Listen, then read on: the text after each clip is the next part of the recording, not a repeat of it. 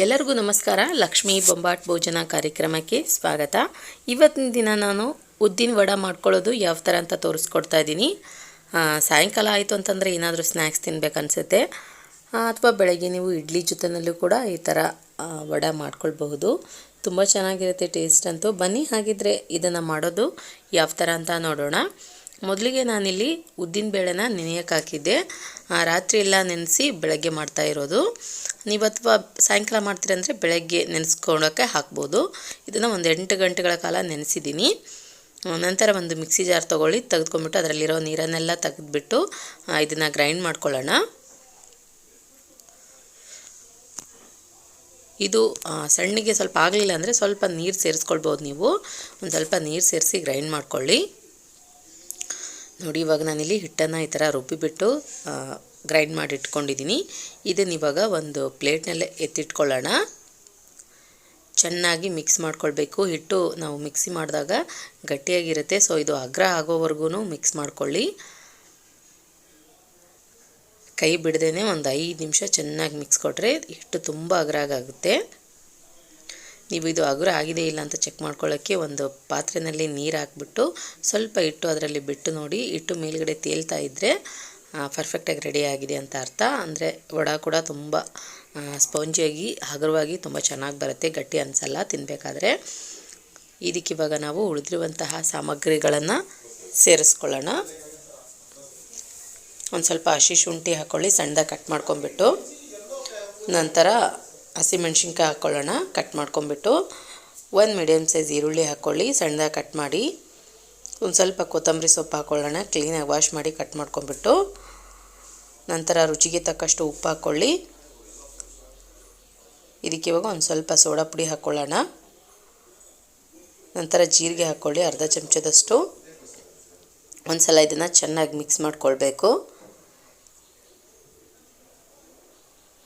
Okay, ನೋಡಿ ಈ ಥರ ಚೆನ್ನಾಗಿ ಮಿಕ್ಸ್ ಮಾಡ್ಕೊಂಡಿದ್ದೀನಿ ಇಲ್ಲಿ ನಾನು.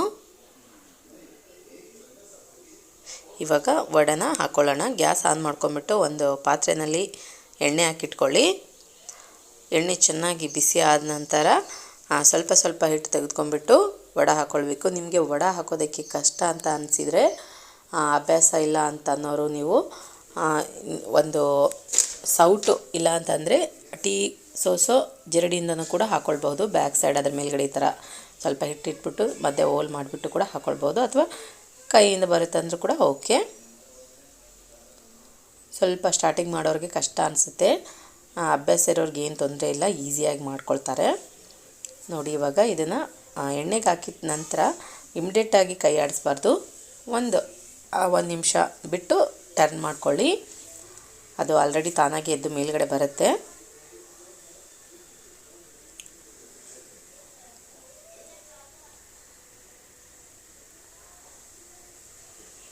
ಓಕೆ, ನೋಡಿ ಇವಾಗ ಇದನ್ನು ಟರ್ನ್ ಮಾಡ್ಕೊಳ್ಳೋಣ.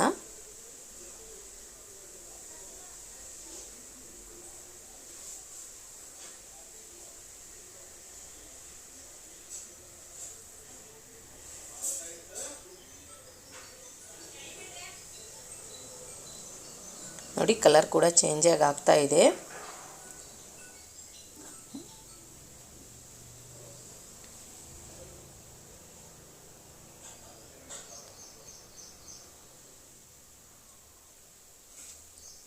ಓಕೆ ಫ್ರೆಂಡ್ಸ್, ನೋಡಿ ಇವಾಗ ಪರ್ಫೆಕ್ಟಾಗಿ ಇಲ್ಲಿ ಉದ್ದಿನ ವಡೆ ರೆಡಿಯಾಗಿದೆ. ತೆಗೆದುಬಿಟ್ಟು ಇದನ್ನು ಒಂದು ಪ್ಲೇಟ್ನಲ್ಲಿ ಎತ್ತಿಟ್ಕೊಳ್ಳೋಣ. ಇದೇ ಥರ ನೀವು ಉಳಿದಿರುವಂತಹ ಹಿಟ್ಟಿನಿಂದ ಎಲ್ಲ ವಡೆಗಳನ್ನು ಮಾಡ್ಕೊಳ್ಳಿ. ನಮ್ಮ ವಿಡಿಯೋ ಇಷ್ಟ ಆಗಿತ್ತು ಅಂತಂದರೆ ನಮ್ಮ ಚಾನಲ್ಗೆ ಸಬ್ಸ್ಕ್ರೈಬ್ ಮಾಡೋದನ್ನು ಮರಿಬೇಡಿ ಪ್ಲೀಸ್. ಇದೇ ಥರ ಸಬ್ಸ್ಕ್ರೈಬ್ ಮಾಡ್ಕೊಂಬಿಟ್ಟು ದಯವಿಟ್ಟು ನಿಮ್ಮ ಕೈಲಾದಷ್ಟು ಸಪೋರ್ಟ್ ಕೊಡಿ ನಮಗೆ. ಅಂದರೆ ಮುಂದಿನ ವಿಡಿಯೋ ಮಾಡೋದಕ್ಕೂ ನಮಗೂ ಖುಷಿ ಅನಿಸುತ್ತೆ.